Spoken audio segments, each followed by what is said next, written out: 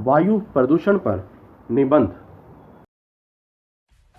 Subscribe कीजिए हमारे channel को और बेल आइकन को दबाइए हमारी लेटेस्ट वीडियो सबसे पहले देखने के लिए। भूमिका। वायु प्रदूषण पूरी दुनिया भर में एक महामारी के रूप में फैल रहा है। वायु पृथ्वी पर रहने वाले प्रत्येक प्राणी के लिए प्रथम आवश्यकता है, लेकिन इसमें जब हानिकारक गैसें मिल जाती हैं तब यह धीमे जहर की तरह काम करता है। पूरी दुनिया भर में वायु प्रदूषण बहुत तेजी से फैल रहा है। इसको रोका ना गया तो यह एक गंभीर समस्या बन जाएगा, जिसके कारण कई लाइलाज बीमारियां जन्म ले रही हैं। वायु प्रदूषण के कारण कई प्रजातियां विलुप्त हो चुकी हैं और कई प्रजातियां विलुप्त होने की कगार पर हैं। जो वस्तुएं हमें प्रगति की ओर ले जा रही हैं, असल में वह हमें दुगनी रफ्तार से दुर्गति की ओर लेकर जा रही हैं, क्योंकि हम जितनी भी वस्तुएं काम में लेते हैं, जैसे मोटर वाहन, हवाई जहाज, कल कारखाने, ऊर्जा के लिए कोयले का इस्तेमाल आदि, इनसे जहरीली गैसें बनती हैं जो कि हमारे वातावरण और हमारे लिए बहुत खतरनाक हैं। वायु प्रदूषण को जल्द से जल्द रोका जाना बहुत जरूरी है। वायु प्रदूषण क्या है? हमारी पृथ्वी के वातावरण विभिन्न प्रकार की गैसों से बना हुआ है, जिसमें मानव और अन्य सजीव जीव जंतुओं के जीवन के लिए ऑक्सीजन की आवश्यकता होती है, जो कि वातावरण में लगभग 24% है। लेकिन धीरे धीरे पृथ्वी में हो रहे बदलाव के कारण ऑक्सीजन की मात्रा कम होती जा रही है। इसमें कई प्रकार की विषैली गैसें घुल रही हैं। साधारण शब्दों में बात करें तो स्वच्छ वायु में रसायन, सूक्ष्म पदार्थ, धूल, विषैली गैसें, जैविक पदार्थ, कार्बन डाइऑक्साइड आदि के कारण वायु प्रदूषण होता है। वायु प्रदूषण के कारण जब से पृथ्वी की उत्पत्ति हुई है तब से वायु प्रदूषण हो रहा है, लेकिन मानव सभ्यता के आने से पहले वायु प्रदूषण बहुत कम मात्रा में होता था। लेकिन मानव जनित कार्यों के कारण वायु प्रदूषण 2 से 3 गुना अधिक रफ्तार से बढ़ रहा है।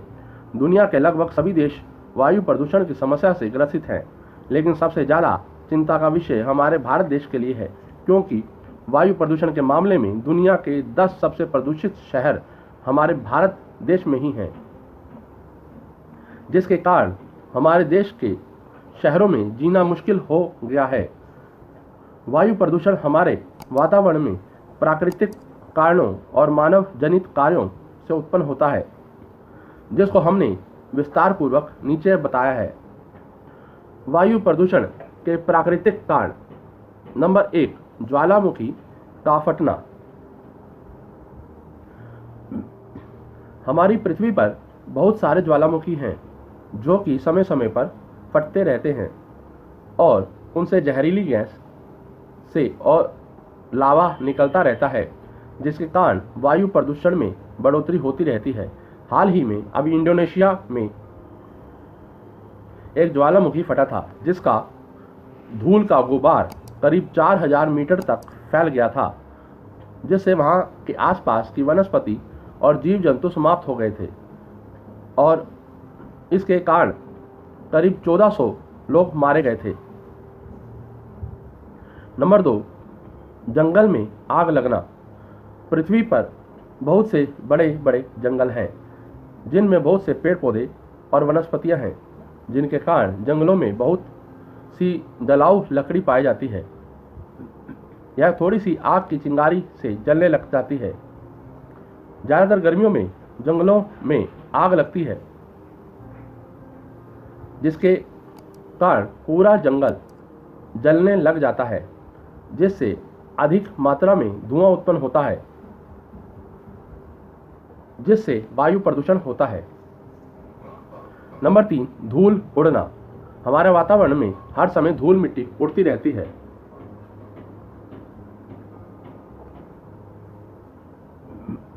इसका कारण यह है कि कभी तेज हवा चलती है तो कभी आंधी तूफान आ जाते हैं, जिसके कारण धूल का एक गुबार सा उठता है और पूरी हवा को प्रदूषित कर देता है। धूल मोटर वाहनों और अन्य बड़े वाहनों के चलने के कारण उड़ती है। Number 4, bacteria. पृथ्वी के वातावरण में कई बैक्टीरिया मौजूद रहते हैं, जिनमें से कुछ अच्छे होते हैं तो कुछ हमारे शरीर के लिए नुकसानदायक होते हैं। यह हमें खुली आंखों से तो दिखाई नहीं देते, लेकिन यह हवा के साथ मिलकर हमारे शरीर में चले जाते हैं, जिसके कारण हमारा शरीर किसी न किसी बीमारी का शिकार हो जाता है। यह हानिकारक बैक्टीरिया केमिकल फैक्ट्री और अन्य हानिकारक वस्तु से निकलते रहते हैं। नंबर 5, फूलों के परागण। दुनिया के सभी देशों में फूलों के बागान होते हैं, जिनमें अधिक मात्रा में फूल उगते हैं, लेकिन उन फूलों के ऊपर बहुत ही सूक्ष्म मात्रा में फूलों के परागकण होते हैं, जो कि थोड़ी सी हवा से उड़ने लग जाते हैं और उसके कारण वायु प्रदूषण हो जाता है। नंबर 6, धूमकेतु उल्कापिंड। पृथ्वी के आसपास अंतरिक्ष में बहुत सारे धूमकेतु और उल्कापिंड घूमते रहते हैं और वे कभी कभी पृथ्वी से टकरा जाते हैं, जिसके कारण उनकी धूल मिट्टी के कारण हमारा वायुमंडल दूषित हो जाता है। नंबर 7, पशुओं द्वारा। हमारे यहाँ पशुओं को अनेक चीज़ों के लिए पाला जाता है। कुछ लोग उनसे दूध निकालते हैं तो कुछ उनको बाहर के रूप में प्रयोग करते हैं, लेकिन पशुओं से भी वायु प्रदूषण होता है, क्योंकि इनके द्वारा छोड़ी गई गैस मीथेन के रूप में निकलती है, जो कि हमारे स्वास्थ्य के लिए हानिकारक होती है।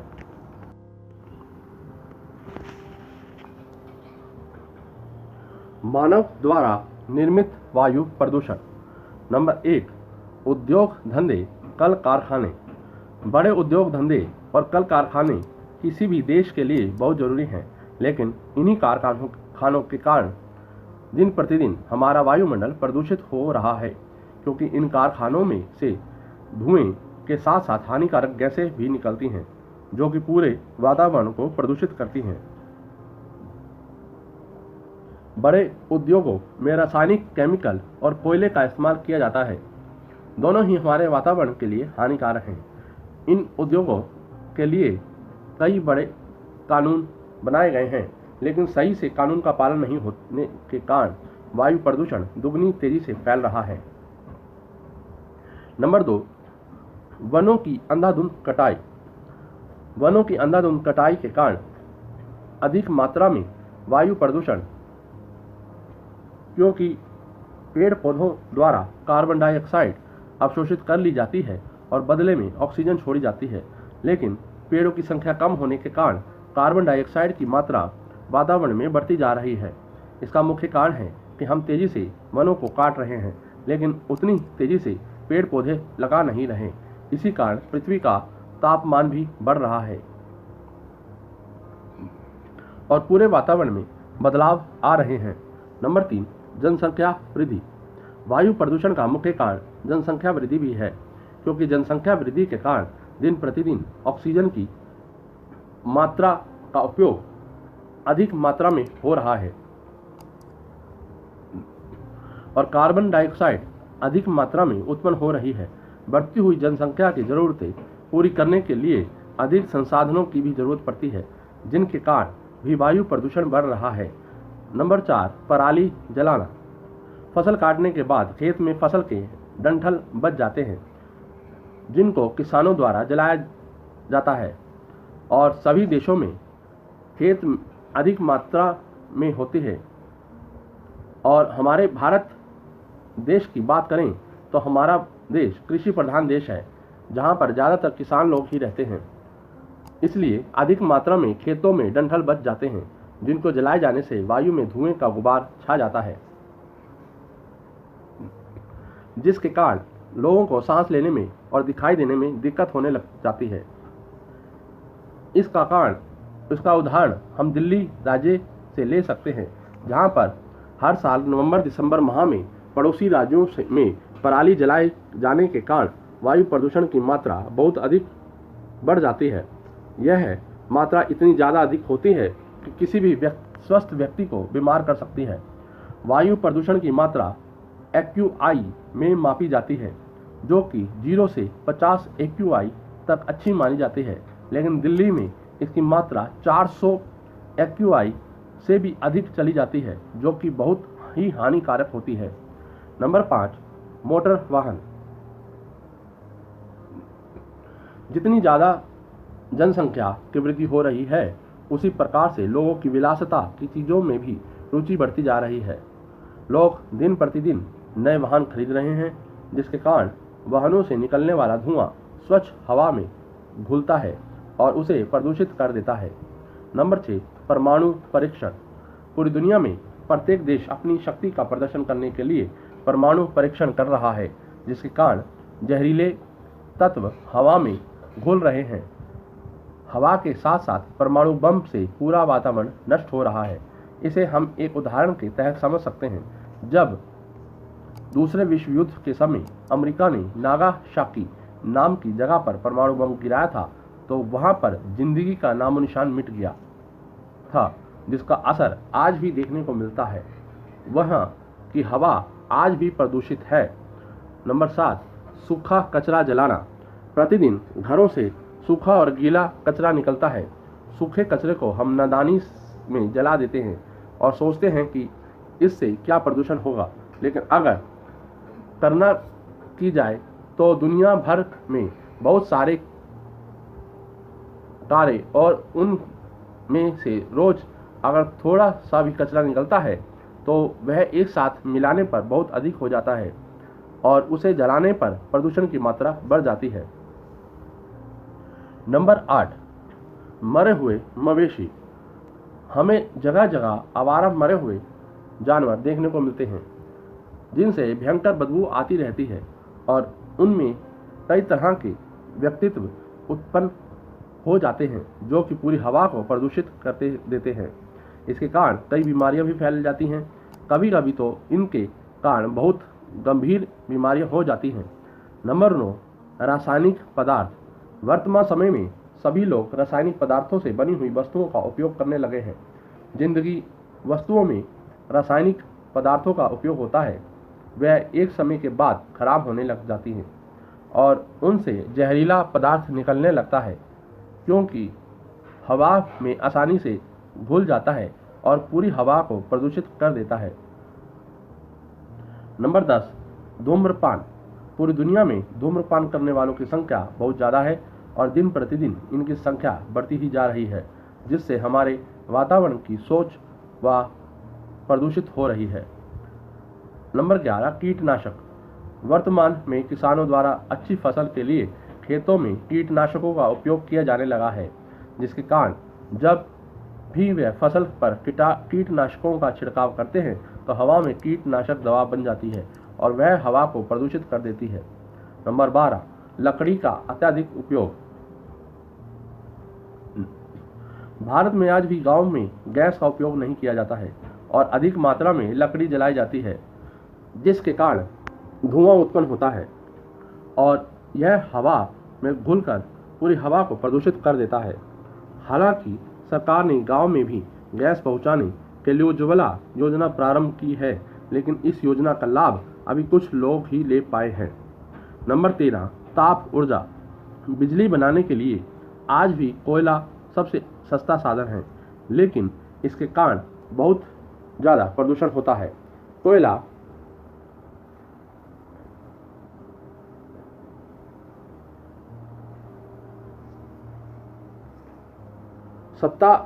सस्ता होने के कारण आज भी 70% बिजली कोयले से ही बनाई जाती है, जिसके कारण प्रदूषण बढ़ रहा है। नंबर 14, औद्योगिक निर्माण। पूरी दुनिया में जिस तेजी से तरक्की हो रही है, उसी तेजी से औद्योगिक निर्माण भी किया जा रहा है। हर तरफ निर्माण कार्य चल रहा है, जिसके कारण हवा में सीमेंट, धूल आदि उठते रहते हैं, जिसके कारण हवा प्रदूषित होती रहती है। वायु प्रदूषण के दुष्प्रभाव। नंबर 1, ओजोन परत का क्षरण होना। जैसे जैसे पृथ्वी के वातावरण में कार्बन डाइऑक्साइड की मात्रा बढ़ती जा रही है, उसके कारण पृथ्वी की रक्षा करने वाली ओजोन परत पतली होती जा रही है, जिसके कारण सूची में आने वाली हानिकारक किरणें सीधे हमारे ऊपर पड़ती हैं, जिससे त्वचा का कैंसर जैसी बीमारियां हो रही हैं। नंबर 2, बीमारियों को नियंत्रण।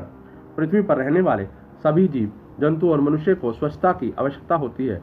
इसके बिना वे एक पल भी जीवित नहीं रह सकते।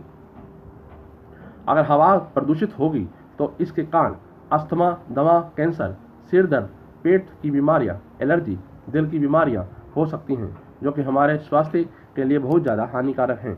इन बीमारियों के कारण प्रतिदिन कई लोगों की मृत्यु हो जाती है। ऑक्सीजन। नंबर 3, ऑक्सीजन की कमी। हमारे वातावरण में ऑक्सीजन की मात्रा 24% थी, लेकिन धीरे धीरे इसकी मात्रा कम होती जा रही है। एक रिसर्च के अनुसार हमारे वातावरण में अभी ऑक्सीजन की मात्रा 22% ही रह गई है। नंबर 4, जीव जंतुओं की असमय मृत्यु। स्वच्छ हवा और ऑक्सीजन की कमी के कारण असमय जीव जंतुओं की मृत्यु हो रही है और साथ ही कुछ प्रजातियां तो विलुप्त भी हो गई हैं। अगर ऐसे ही वायु प्रदूषण होता रहा तो एक दिन सभी जीव जंतु की प्रजातियां विलुप्त हो जाएंगी। नंबर 5, वातावरण प्रभावित होना। वायु में प्रदूषण की मात्रा अधिक होने के कारण पृथ्वी का पूरा वातावरण प्रभावित हो रहा है। इसके कारण पृथ्वी का संतुलन भी बिगड़ रहा है। आए दिन कोई ना कोई आपदा आती रहती है। इसका कारण प्रदूषण ही है। अगर हमें हमारे वातावरण को बचाना है तो वायु प्रदूषण को कम करना होगा। नंबर 6, अम्लीय वर्षा। वायु प्रदूषण के कारण शुद्ध हवा में कई प्रकार की हानिकारक गैसें मिल जाती हैं, जिनमें सल्फर डाइऑक्साइड सबसे खतरनाक होती है। यह हवा में घुल जाती है और जब बारिश होती है तो जल के साथ क्रिया करके सल्फ्यूरिक अम्ल बनाती है, जिससे अम्लीय वर्षा होती है, जिसको आम भाषा में हम तेजाब वर्षा भी कहते हैं, जिसके कारण कई बीमारियां फैलती हैं और यह पानी में घुलने के कारण सीधे हमारे शरीर में चली जाती हैं, जिससे कई प्रकार की बीमारियां हो जाती हैं। नंबर 7, पृथ्वी के तापमान में वृद्धि। वायु प्रदूषण के कारण पृथ्वी के वातावरण में दिन प्रतिदिन बढ़ता जा रहा है। एक शोध के अनुसार अगर इसी तेजी से वायु प्रदूषण बढ़ रहा है तो सन 2050 तक पृथ्वी का वातावरण 4 से 5 डिग्री तक बढ़ जाएगा। जबकि अगर पृथ्वी का तापमान 2 से 3% ही बढ़ता है तो पृथ्वी के हिम ग्लेशियर पिघल जाएंगे, जिससे भयंकर बाढ़ आ सकती है और पूरी पृथ्वी नष्ट हो सकती है। वायु प्रदूषण को रोकने के उपाय। नंबर 1, पेड़ पौधे लगाना। अगर हमें वायु प्रदूषण पर नियंत्रण पाना है तो हमें अधिक से अधिक मात्रा में पेड़ पौधे लगाने चाहिए, क्योंकि पेड़ पौधों से ऑक्सीजन निकलती है और यह कार्बन डाइऑक्साइड ग्रहण करते हैं, जिसके कारण ज़्यादातर प्रदूषित हवा साफ हो जाती है। वर्तमान में पेड़ पौधों को अधिक मात्रा में काटा जा रहा है, जिसके कारण वायु प्रदूषण अधिक मात्रा में फैल रहा है। नंबर 2, जनसंख्या नियंत्रण। आज पूरी दुनिया जनसंख्या वृद्धि की समस्या से जूझ रही है। अगर हम जनसंख्या वृद्धि पर नियंत्रण कर लेते हैं तो वातावरण में कार्बन डाइऑक्साइड की कमी होगी और हमें कम उद्योग धंधे लगाने की आवश्यकता होगी, जिससे प्रदूषण की मात्रा में कमी आएगी। वायु प्रदूषण का मुख्य कारण जनसंख्या वृद्धि ही है। नंबर 3, कल कारखाने कम करना। हमारे उन कल कारखानों को बंद कर देना चाहिए जिससे अधिक मात्रा में प्रदूषण होता है, और जिन कल कारखानों की हमें आवश्यकता है उनकी चिमनियों की ऊंचाई अधिक होनी चाहिए, जिससे हमारा वायुमंडल कम से कम प्रभावित हो। नंबर 4, ऊर्जा के नए स्रोत खोजना। हमें ऊर्जा के लिए नए स्रोत खोजने चाहिए। हमें कोयले और परमाणु ऊर्जा का इस्तेमाल कम करना चाहिए। हमें सौर ऊर्जा का इस्तेमाल अधिक मात्रा में करना चाहिए, जिसके कारण वायु प्रदूषण भी नहीं होगा और हमें ऊर्जा भी पूरी मिल जाएगी। नंबर 5, नियमों के अनुसार निर्माण कार्य करना। हमारे पूरे देश में जब भी कोई निर्माण होता है तो वह खुले में होता है, जिसके कारण चारों तरफ धूल मिट्टी उड़ती है और पूरा वातावरण प्रदूषित हो जाता है। जब भी हम निर्माण कार्य करें तो उसे किसी कपड़े से ढककर करना चाहिए जिससे वायु प्रदूषण नहीं हो। नंबर 6, पुराने वाहनों को बंद करना। हमारे भारत में आज भी पुराने वाहन सड़कों पर दौड़ते रहते हैं जिनसे अधिक मात्रा में जहरीला धुआं निकलता है जो पूरे वातावरण को प्रदूषित कर देते हैं। एक पुरानी वाहन से 10 नए वाहनों के बराबर धुआं निकलता है जो कि वायु प्रदूषण में अहम भूमिका निभाता है। सरकार को नए नियम लागू करके पुराने वाहन बंद कर देने चाहिए जिससे वायु प्रदूषण पर नियंत्रण पाया जा सके। नंबर 7, सार्वजनिक वाहनों का उपयोग। अगर हमें वायु प्रदूषण को कम करना है तो हमें अधिक मात्रा में सार्वजनिक वाहनों का उपयोग करना होगा जिससे कम से कम प्रदूषण होगा। नंबर 8, कानूनी नियंत्रण। वायु प्रदूषण पर नियंत्रण के लिए हमारी सरकार को नए नियम बनाने चाहिए और प्रदूषण नियंत्रण संबंधी प्रमाण पत्र की अनिवार्यता की जानी चाहिए। साथ ही वायु प्रदूषण कानून 1981 की सख्ती से पालना करवानी चाहिए। नंबर 9, जन जागरण। किसी भी प्रकार के प्रदूषण पर अगर नियंत्रण पाना है तो लोगों को प्रदूषण के बारे में पता होना चाहिए। हमें रैलियां निकालकर प्रदूषण के बारे में लोगों को सचेत करना चाहिए और स्कूलों में प्रदूषण के बारे में पाठ्यक्रम होना चाहिए जिससे बचपन से ही बच्चों को पता हो कि किस काम को करने से प्रदूषण निकलता है या फैलता है। हमें गांव में जाकर नुक्कड़ नाटकों की सहायता से लोगों को समझाना चाहिए कि प्रदूषण हमारे स्वास्थ्य के लिए कितना हानिकारक है, तभी जाकर हम वायु प्रदूषण पर नियंत्रण पा सकेंगे। उपसंहार: वायु प्रदूषण जानलेवा है, इस पर नियंत्रण किया जाना चाहिए, नहीं तो पृथ्वी पर जीवन का नामोनिशान ही मिट जाएगा। जब तक हम सभी लोग वायु प्रदूषण को कम करने के लिए बारे में नहीं सोचेंगे तब तक वायु प्रदूषण कम नहीं हो सकता, क्योंकि हमारी सरकार हर गली मोहल्ले में जाकर वायु प्रदूषण पर नियंत्रण नहीं लगा सकती। इसलिए हमें आगे आकर लोगों को वायु प्रदूषण के बारे में बताना होगा और इसके उपयोग के बारे में समझाना होगा, तभी जाकर हम वायु प्रदूषण पर नियंत्रण कर सकते हैं।